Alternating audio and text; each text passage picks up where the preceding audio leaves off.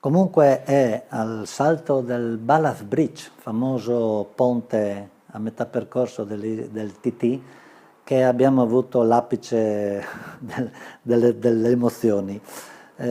Questo salto del Ballath Bridge è diventato famoso ancora negli anni 60-70, quando tutti abbiamo visto Agostini con l'MV 500 da gara che nel salto sembrava che prendesse il volo verso il cielo. E con questa immagine qui è rimasta impressa nella mente di tutti, negli occhi di tutti, perché come una moto da velocità possa saltare. E naturalmente quando siamo arrivati al TT ho detto dobbiamo fare il salto di Ballath Bridge. Vuoi mettere? L'hanno fatto tutti i più grandi piloti del mondo, vuoi che non li facciamo noi con i nostri piccoli bastardi? Certo. E naturalmente quando siamo arrivati a questo famoso Ballath Bridge era appena finita la gara da una mezz'ora. E allora avevo cominciato a prendere le misure, bon sì dai saltiamo, facciamo sì, allora un paio di tentativi finché a un certo punto ho detto no dai dobbiamo fare un salto di quelli che uno deve ricordarsi nella vita.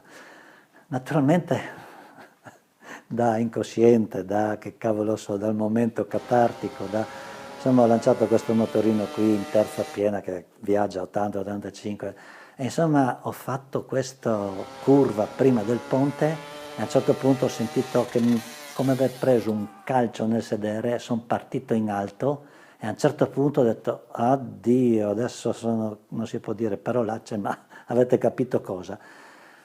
Quando ero in alto ho alzato lo sguardo e ho detto sono nel cristallo centrale della macchina che proveniva in direzione perché avevo occupato la corsia di destra viaggiando a sinistra e ho buttato giù questo motorino di forza, ho detto devo salvarmi, ho puntato la punta e ho fatto un atterraggio come vero MotoGP e ho schivato un po' una macchina e l'altra.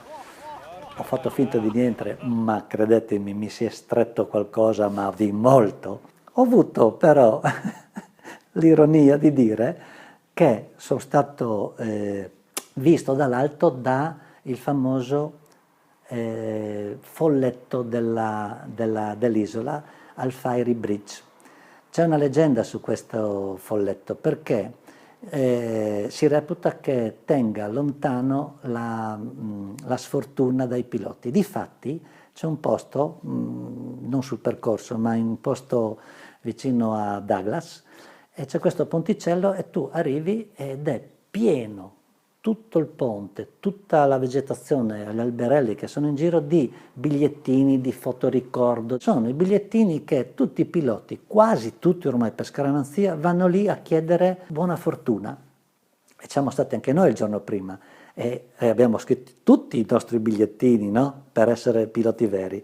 Beh, io credo che questo folletto abbia lavorato tutta la settimana e penso che abbia tirato su anche le maniche per tenerci, non solo guardati, ma che ci abbia avuto così si può dire, no? Culo. Ecco, ok.